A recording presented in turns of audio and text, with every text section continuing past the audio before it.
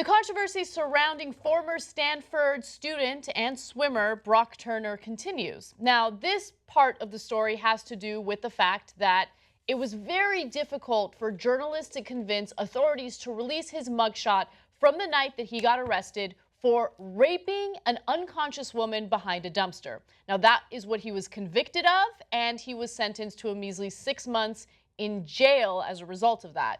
Now, the Huffington Post managed to obtain a copy of his latest booking photo from June 2nd of 2016, this year. And that was the photo that we showed you when we initially did this story. Let's take a look at that. Now, you look at that and you think, okay, why were authorities so afraid to release his mugshot? He looks fine.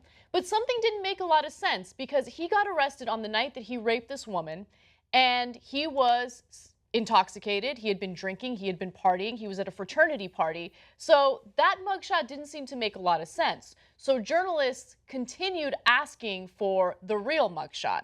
When Turner was originally booked for attempted rape on January 18th, 2015, the arresting agency was the Stanford Department of Public Safety, an arm of the private university in Palo Alto, California. And so they were the ones who were responsible for finally releasing the actual mugshot. And today, we have the real mugshot. Let's take a look. I mean, think about how desperately they tried to clean up his image. It's incredible, right? But I did skip a few steps, so let's also mention all the other photos that they released of Brock Turner prior to the actual mugshot. There was the photo of him at a homeless shelter. There was also the photo of him at a coat drive. Let's not forget about the photo of him as a World War II medic. And finally, a photo of him as Superman. After all that, they finally released the real mugshot. So now, obviously, we're joking about that because he's not actually Superman. But think about the reality of the situation. When do you ever see prosecutors going this far out of their way to help a defendant charged with rape, one of the worst crimes there is? So first, they do the buttoned-up tie picture. When pressed upon it, they're like, oh, I got it. We'll give you the booking photo from about a year and a half later. Well, he still has a coat jacket on in that picture. He's cut his hair, looks more clean cut. And then when absolutely, positively pressed, they go, okay, fine. We'll actually give you his mugshot. Can you imagine if they did this for every defendant? Well, they don't. They certainly don't. Yesterday, we did a story about a 14-year-old boy who had allegedly thrown a rock at a police officer during a riot at a Trump rally in Albuquerque, New Mexico. He's a minor. He's 14 years old, and usually there are more laws that protect minors or protect their image. In the case of Brock Turner, he was not a minor. He was already a college student. He was already an adult. But with the 14-year-old, they released his mugshot right away. Like it's public record, everyone has access to it. You don't have to fight as a journalist to get access to a mugshot of someone who might be poor, someone who might be a minority. But when it comes to someone who is as privileged as Brock Turner, doesn't matter if he was convicted of rape, you have to fight to see his actual mugshot. But this is exactly what we talk about when we talk about white privilege. So, and it's not just white, it's more rich privilege than anything else. Because if you're a poor black kid and you're arrested in Baltimore, you think the cops are going to be like, hey, I'm sorry, I didn't want to release your mugshot. Do you have any pictures of you wearing a tie? We'd rather release that. That has never happened in the history of America, okay? That's not how it goes. And sometimes they'll release pictures and incriminating evidence about people they shot dead who were unarmed.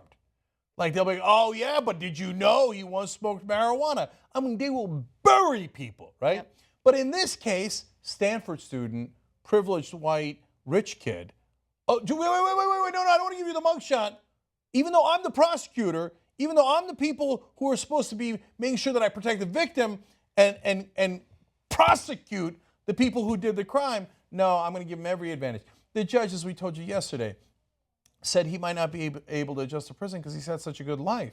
He's had such a good life, and he might have severe or experience a severe impact when he's in prison. What he was specifically referring to when he made that statement was, well, this kid grew up in a privileged lifestyle, and if he's a convicted rapist, who knows what they're going to do to him in prison, right?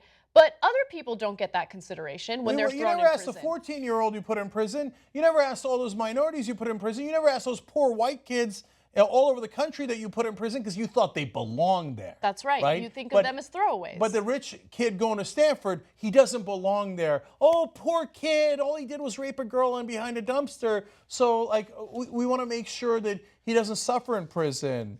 You know that he got 6 months, but because of good behavior, he might be out in 3 months. It's insane. For a rape.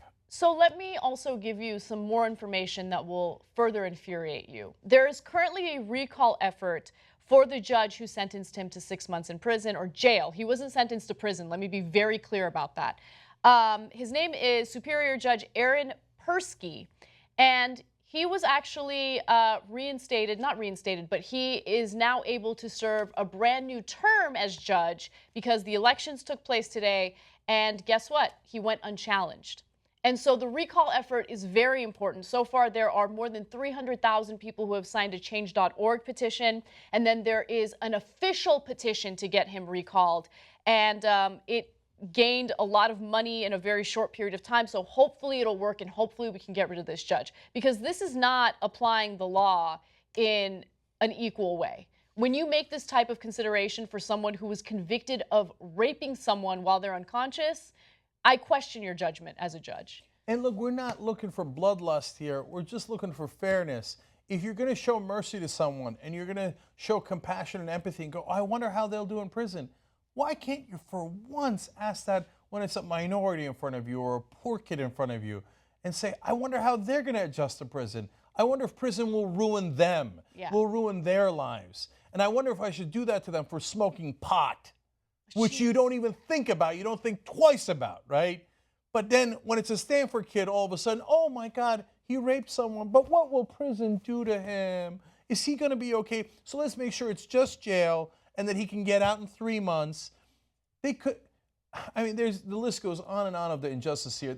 Even the prosecutors, they could have asked for 14 years. The prosecutors asked for 6 years. Why? Why are you, all of a sudden, this is the one case they don't throw the book at the kid, right? The judge then goes, no, 6 months, and because of good behavior, it might be only 3 months, and we won't give you his mugshot because we've got to protect this kid at all costs. You don't think white privilege exists, or at least rich white privilege?